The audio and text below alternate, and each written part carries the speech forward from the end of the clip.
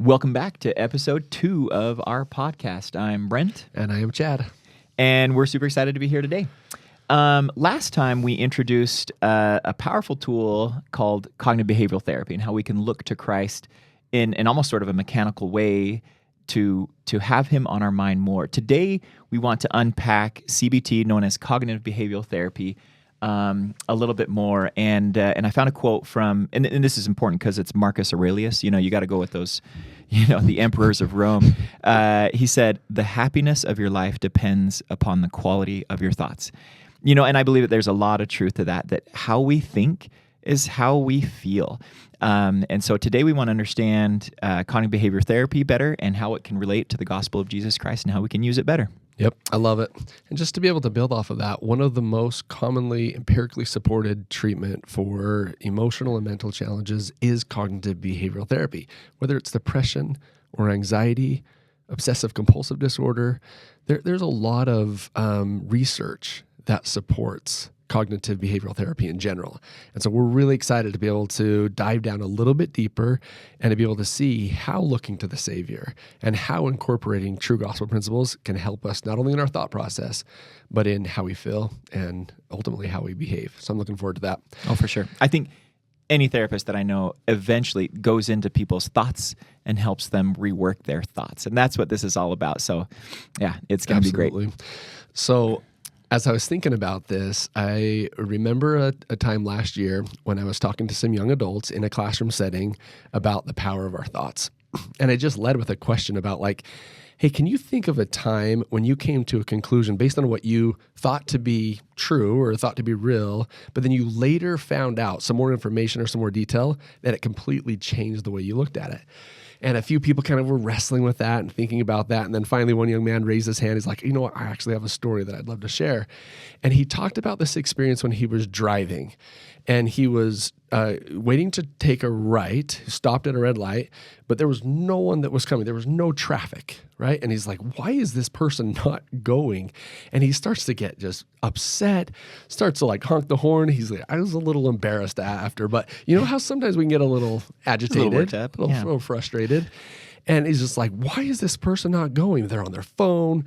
They're trying to make my life miserable. They just don't want me to be able to go or whatever the case may be. And just a few seconds later, he sees this individual in a wheelchair that emerged out in front in the crosswalk, but that he couldn't see it because of the truck in front of him. And so he just thought that this person was being inconsiderate. And actually, if he would have gone, he would have hit that pedestrian that was going in the middle of the crosswalk. And then all of a sudden he's like, oh my gosh, I can't believe how insensitive I was. How dumb do I feel that I was getting mad at that person who was just trying to be considerate of the person right in front of him? Yeah. And he said that it completely changed his perspective because now he had additional information. Yep. So we talked about, wow, was that emotion real? Was that anger and that frustration real? 100% it was. Was the behavior real? Yeah, he's honking the horn, he's frustrated. And the thought was real too, but just because a thought is real doesn't make it true. Researchers estimate that we have somewhere between 40 and 60,000 thoughts a day. Every single one of those thoughts is real, but not every one of those thoughts is true. And there's a skill that we have to be able to incorporate to distinguish between acknowledging that thought happened, it's real, but it's not necessarily true. Mm-hmm. So a couple of things to be able to think about, right? In Doctrine and Covenants 93, we know that truth is a knowledge of things as they are. Not just that they exist, but a knowledge of things that are real, that are true. And then the other piece of it, which we'll probably get into, is the teaching of the Savior when he says that the truth will set you free. So that means if I have truth in my thoughts, I'll be free. But the flip, I think, is also true, that if I'm distorted in my thoughts, then I'm in bondage because I'm actually having an emotional or a behavioral experience that isn't actually rooted in truth. Yeah. And we need to be able to just make that distinction in our mind. So in a clinical setting, right, when I'm working with an individual who's trying to be able to improve their emotional or their mental health, we oftentimes will talk about what our thought process looks like. And sometimes we engage in thinking errors we call cognitive distortions. And there's a lot of them. We won't be comprehensive in this episode, but we'll use some examples of that. But for example, this student who was sharing the experience while he was driving, the cognitive distortion he was engaging in was jumping to conclusions. He jumped to conclusion that this individual was trying to be able to make his life miserable, or he was jumping to conclusion that this person was just down on his phone and wasn't paying attention, and that was the wrong conclusion. And so he had an emotional response based on that inaccurate conclusion that he made in his mind. So while we have these tens of thousands of thoughts every single day, that seems like a lot of work to be able to navigate through all of them. We want to be able to talk about some skills to be able to help us to be able to make sure that we are accurate or truthful in our thought process as we talk today. And fair in our thoughts. I loved the stories that you shared. It reminded me how often I fall trapped to this because, again, that's what CBT says, is that your thoughts are going to lead to an emotion, which then is going to affect your behavior. And they are all tied in with each other. And often I meet people or do therapy with people who, I just want to make sure we're clear here at the beginning too, that maybe it's not always like your thoughts that's making you feel down. It is a lot of the time, but there can be. I was just talking to a woman recently. She said, she used the term hormonal anxiety, and that because of different changes, or, my wife, after having a baby once, was struggling with some postpartum depression. So it's not that they're thinking these like super negative thoughts, but that sometimes the body just feels down.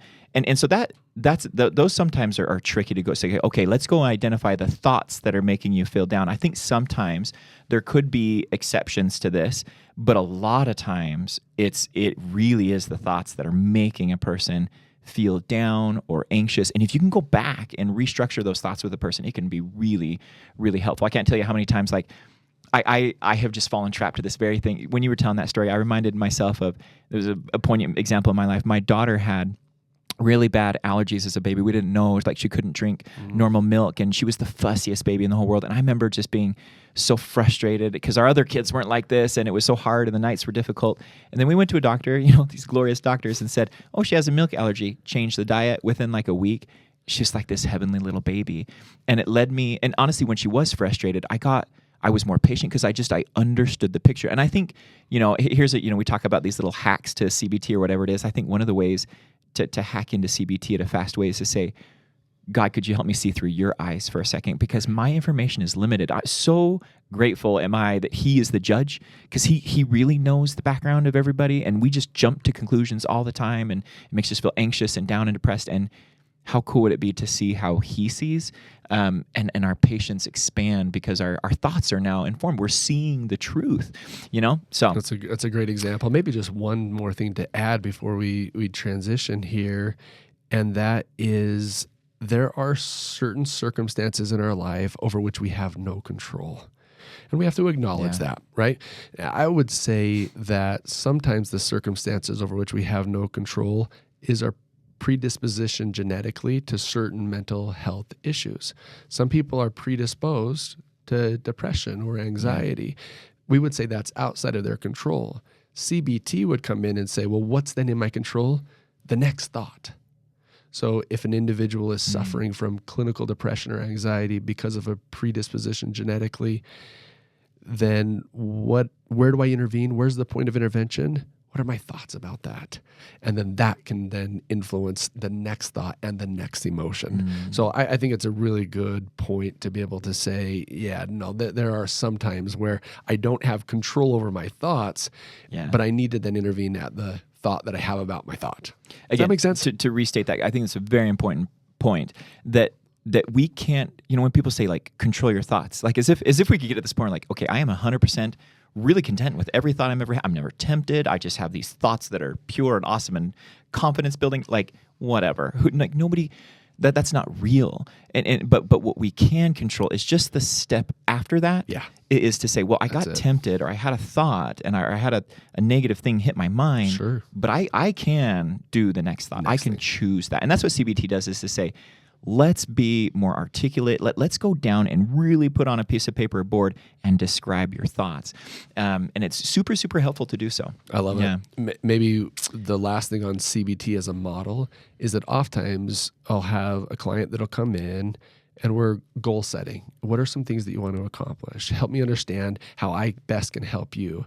And almost always what comes out of their mouth is a behavioral change. They'd like to do something differently, which is totally understandable, right? There's something that's happened in our life where we're like, I got to do something different. And so what we then work through is to say, fantastic, I want to join with you on that goal. I want to help you in that goal. And in order to be able to help you in that goal, what if your emotional state was different? Would it influence your behaviors? Yeah, no, I think I'd act very differently if I felt very differently. Okay, perfect. And if we had an opportunity to be able to alter your emotional state through your thought process, could we change that emotional state? And so it's just a matter of where we intervene. The behavioral change is right, in a way, right? The gospel of Jesus Christ is a gospel of becoming. Yeah. I become through actions, yes, but I act through feelings and I feel through thoughts. Back up 2 levels. Just back up. And that's where CBT starts. Again, it's not the end all be all, but super helpful. I think as we continue to dive into this topic, I think it's helpful to sort of set a doctrinal framework on this. You've mentioned a couple scriptures and quotes already, but this is founded in the scriptures and the words of the prophets. They talk about thoughts all the time. If I could, I love the words of Paul in 2 Corinthians 10. He says this, 2 Corinthians 10 verse 5. Casting down imaginations and every high thing that exalteth itself against the knowledge of God. And now here's the key part. And bringing into captivity every thought to the obedience of Christ. Now so when I think of, in my little boy mind sometimes, when I think of captivity, I think of someone like in chains or they're tied up or they're captive. How cool. And that's kind of what CBT does, is it says, let's write a thought down. Ooh, that's a brutal thought to say to yourself. Let's throw a lasso around that. Let's throw a chain around that, and let's get it captive. And let's learn let's learn how to think in a different way. Let's replace that thought. Yep. And I love how Paul says it, because that's his. I call these hacks, but like his hack is like his way of doing is I'm going to lasso a thought and I'm going to bring it to Christ. I'm going to bring it captive to Him, and He can inform that thought, that is CBT at its finest. Identify the thought, bring it captive. How's it making you feel? And then let Christ inform that thought a little bit better. So Paul did this, which I think is absolutely awesome. I just reminded of other scriptures. When in Mosiah 4, when King Benjamin says you need to watch yourselves and your thoughts and your deeds and your actions. But we can watch our thoughts. We're supposed to. We need to pay attention to them. Even so much sometimes to for me, sometimes it's helpful to write things down, to journal, to write down thoughts, hold the ones captive I don't like, and then to do something about it, to intervene in this in a very intentional way, to not just allow our thoughts to just be unfiltered. We can watch them and stop them and captive them, and captivate them. And then, I love that. No, that's so good. And so I want to add just one piece to that, building off of it. King Benjamin's teaching of watching your thoughts. Watching your thoughts almost feels visual, and that idea of writing it and seeing it, that way I can literally watch it. But sometimes we use watching as a metaphor. And so the other term we use in psychology is metacognitive theory. Cognitions are our thoughts. Metacognition are our thoughts about our thoughts. So metacognition could be defined as the theory of knowledge of how humans can actively monitor and regulate their own thought process. That's what we're trying to do, is to be more metacognitively aware. What is going on in my thought process? Because it's impossible to change something if I'm not aware of it. So the first step to change is awareness. Awareness precedes change. So let's be aware of these thoughts so that we can hold the ones captive that need to and make interventions and changes as needs to be. And this is so important, because I think with this rising generation, one of the problems that I'm seeing is that they're not very good at articulating their thoughts sometimes. And to me, we'll talk about this hopefully on another episode, but the importance of identifying emotions and being able to articulate those out loud to say, because often and sometimes with clients I'll say okay, how did you feel about that, or what are your thoughts, or and they're like, I don't know. Sometimes we just live a day and we're just like, I just feel junky and whatever, and we just kind of go to bed. And it's like, no, let the meta-analysis of our thoughts zoom out and say, why are there any thoughts that are attached to how I'm feeling? Can I hold those captive? Can I identify those? Can I rework those in a different way? We need to be more articulate in zooming out and being like, what's going on with my brain? You know what I mean? Great. We need to zoom out more instead of it. just passively you're not thinking about our thoughts. I love it. In addition to teachings from scriptures, both in the Bible and in the Book of Mormon and in the Doctrine and Covenants, as we talked about looking unto Christ last week in our episode, modern prophets are talking about this. President Nelson specifically in October 2023 gave a talk entitled Think Celestial. This is a beautiful discourse on the power of our cognitions or our thoughts. Now, I want to just share a little quote from his talk, but then will you notice as I read this quote, the relationship between thoughts, how they lead to feelings, how they manifest in behaviors. Okay? Here's President Nelson. When you're confronted with a dilemma, think celestial. When tested by temptation, think celestial. When life or loved ones let you down, think celestial. He goes on, right? But he's talking about whenever these circumstances over which we don't have control occur in our life, think celestial. Then he continues, as you think celestial, your heart will gradually change. You'll want to pray more often and more sincerely. As you think celestial, you will find yourself avoiding anything that robs you of your agency. Any addiction, be it gaming, gambling, debt, drugs, alcohol, anger, pornography, sex, or even food offends God. Why? Because your obsession becomes your God. You look to it rather than to Him for solace. Did you see the pattern? Think celestial. As I think celestial, my heart will gradually change. My heart is my symbol Emotion center. Emotions or feelings. And then as soon as my heart or my feelings are aligned with God, it manifests itself behaviorally. I'll pray more often. I'll pray more sincerely. I'll behaviorally avoid any addictive practice because I intervened at a cognitive level by thinking celestial. Isn't that so cool? Yeah. I love it. That is awesome. And I'll just be honest, like as you say this quote, if a person is intentional about this and practices this, like it gets easier. Like I honestly feel that it does. I mean, there's always struggles. I still get like temptations and obviously I have a negative filter sometimes, but I think like Paul would say, he like to develop the mind of Christ, to learn to actually like think Him. Like I've thought a lot about that. I don't know what kind of cognition, Christ cognition, like what He think. Like right. I've always wondered, like, what did Christ think about Himself? What did Christ think about every time He looked at a person? Like what were the first thoughts? Not His like thoughts, even thoughts about thoughts. Like right. like it wouldn't. Was there tempting thoughts that came to His mind? What did He say in His mind right after those thoughts? You know what I mean?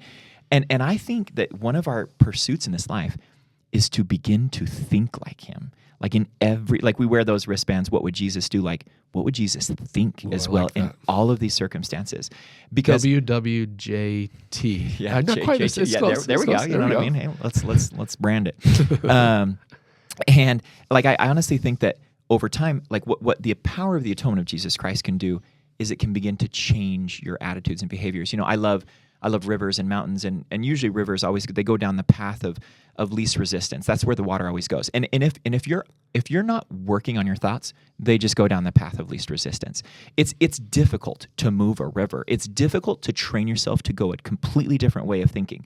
But I believe that if you because I've seen it and I see it in myself, like as you intentionally try to work on your thoughts and get with the Savior, like He trains you to be kinder to yourself. He trains you to think nicer about other people. Sometimes He lets you like vibe on like what's going on with a person so that you can empathize with them better. Like I want to think exactly like Him. I love that. And I think that there's a neurological evidence of this happening and a spiritual component to it. And the spiritual component is the grace of Jesus Christ is real. His grace or His enabling power can help me do things that I couldn't do on my own. To put in captivity these thoughts is like feels impossible, but with God, nothing is impossible. So I can access His grace in helping me think differently. Yep. That's the grace component to it. And then I think the behavioral component to it is this idea of neuroplasticity, as we talked about, that our brains are constantly evolving, they're constantly changing. And so over the course of time, we're creating new synapses in our mind that then become the default. Yeah. That sometimes the default becomes the cognitive distortion, but with time, as we watch our thoughts, we bring them into captivity, we look into Christ, the new default is thinking celestial. Yep. So anyways, just kind of a little hope there that it manifests itself in our mind, but also through the grace of Jesus Christ. Awesome. You know what's so cool? The world of psychology has so many awesome helps on this. I mean, I don't know where to begin on this, but you know, there's an author, Jon Acuff, and he wrote a book called Soundtracks. Yep. And he talks about, okay, let's say you get a thought, you label a thought, and he comes up with 3 different ways to sort of evaluate to help yourself with that thought. 3 different sort of indicators. And the first one is this. Let's say, so here's the deal, Chad. Maybe we could do this with sort of like a personal example. Okay. And I'll be, Sure.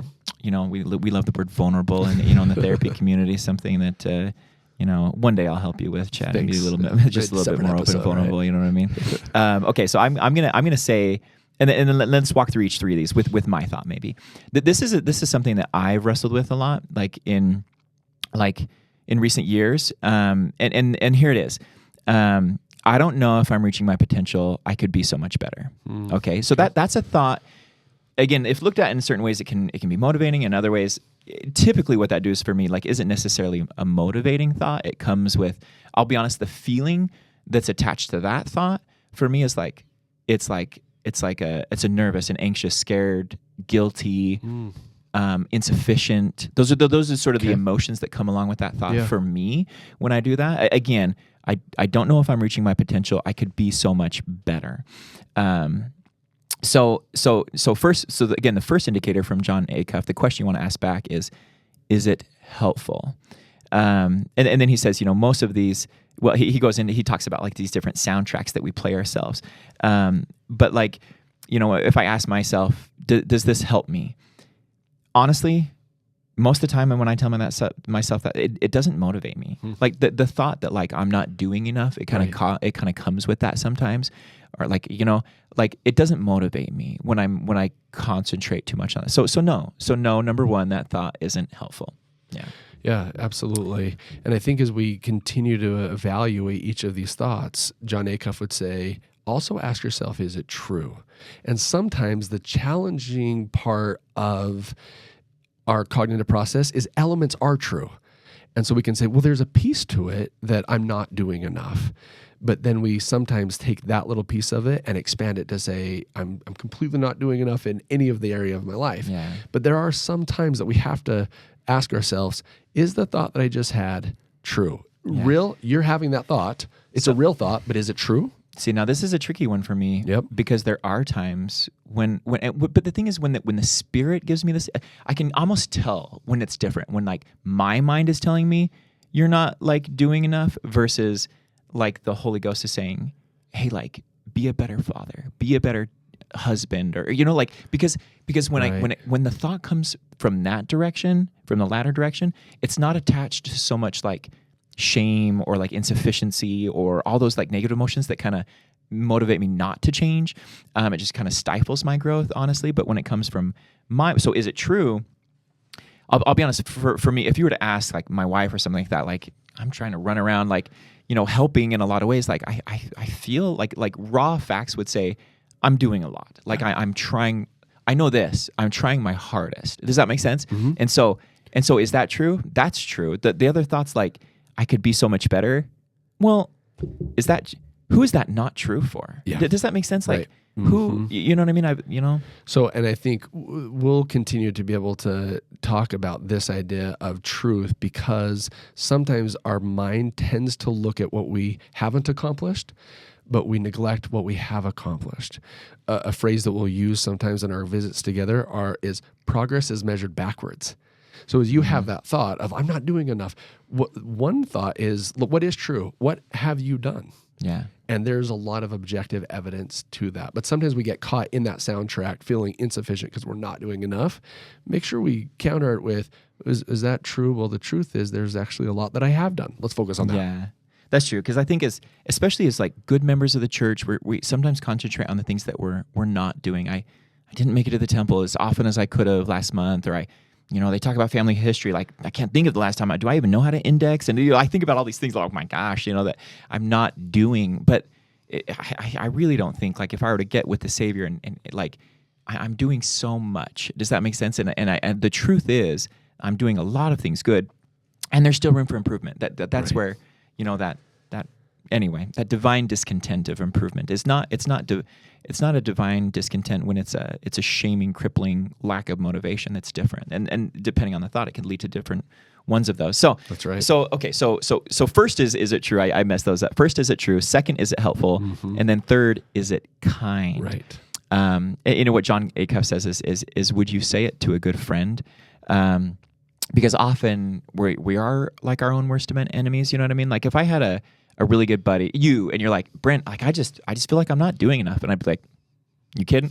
You know what I mean? Like, no way would I be like, yeah, I've been watching you, and like, you're just a lazy slob, and like sometimes we talk to ourselves like that, do, right? But would it, and even sometimes in therapy, it's fun to do what I call like the open chair technique. You just literally almost pretend, okay, here's one of your best friends. Can you imagine like what they would say to you, and can you just say the words that they would say to you? And never are the words mean or unkind, but like, we've trained ourselves to think thoughts in sort of a vicious way sometimes. But so yeah, Right. it's those thoughts that I have, that's not necessarily a kind thought that I'm having about myself. So really, there's two steps, right? The first step is to be aware of it. And this idea of a soundtrack, I think that, when we are driving down the street and we've got kind of the music playing in the background, that sometimes we don't even know that the music's playing in the background. It just exists. It just is what's going, right? We're going around doing our own thing. We're maybe talking to a friend, but there's music playing. That's the default. That's the soundtrack. So the first thing is I have to tune in to say, what is the soundtrack that's playing? That's the metacognition. So now that I'm aware, I bring the soundtrack to my awareness, and then I ask myself those three questions and say, is that soundtrack, that self-talk, that narrative, is it true? Is it helpful? Is it kind? Yeah. So helpful. And I think just a couple last things. One of the things that's been helpful for me and for clients is, and we don't have enough time for this episode, maybe on another occasion, but is to get good at, there's different names for different cognitive distortions. That's just, again, a fancy word for these thinking traps or these mean thoughts that we say, or unreasonable thoughts.